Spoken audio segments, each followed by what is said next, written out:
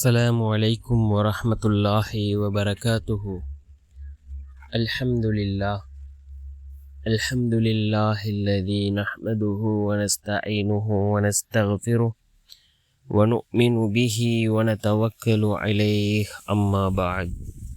அன்பிற்குரிய அல்லாஹ்வின் நல்லடியார்களே, அன்பு சகோதரர்களே, நாம் தொடர்ச்சியாக பார்த்து வரக்கூடிய துஆக்களினுடைய திக்ருகளினுடைய தொகுப்பில் இன்று நாம் பார்க்க இருக்கின்ற விடயம் என்னவென்றால், நாம் அசருடைய தொழுகையை தொழுதுவிட்டு இந்த 4 திக்ரையும் ஓதி அல்லாஹ்விடம் பிரார்த்தனை செய்வோம்.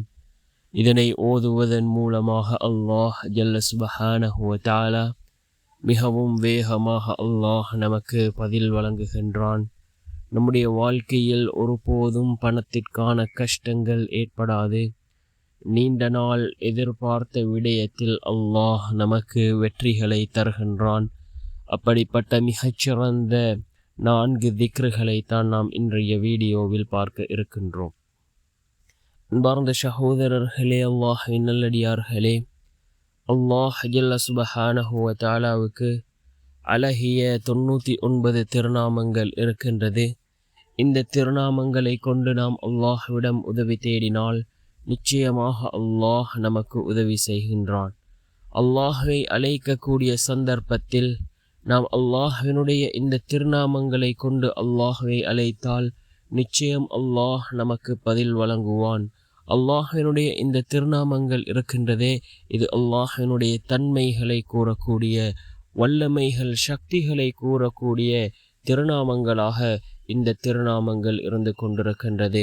இந்த 4 திருநாமங்களையும் நாம் ஓதி அல்லாஹ்விடம் பிரார்த்தனை செய்வோம். அல்லாஹ் தன்னுடைய குர்ஆனிலே குறிப்பிடுகின்றான், பொறுமையை கொண்டும் தொழுகையை கொண்டும் என்னிடம் உதவி தேடுங்கள் என்று அல்லாஹ் தன்னுடைய குர்ஆனிலே குறிப்பிடுகின்றான்.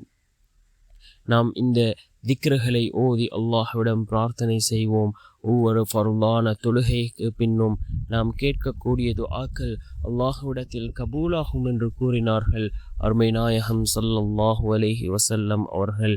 நாம் இந்த 4 திக்ருகளையும் ஓதி அல்லாஹ்விடம் பிரார்த்தனை செய்வோம். அதில் முதலாவது அர் ரஹீம்.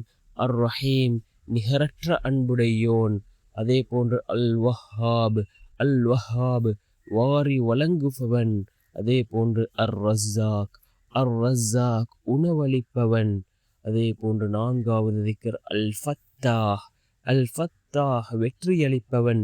இந்த 4 திக்ருகளும் மிக முக்கியமான திக்ருகளாக இருந்து கொண்டிருக்கின்றது. இந்த 4 திக்ருகளையும் ஓதி நாம் அல்லாஹ்விடம் பிரார்த்தனை செய்வோம்.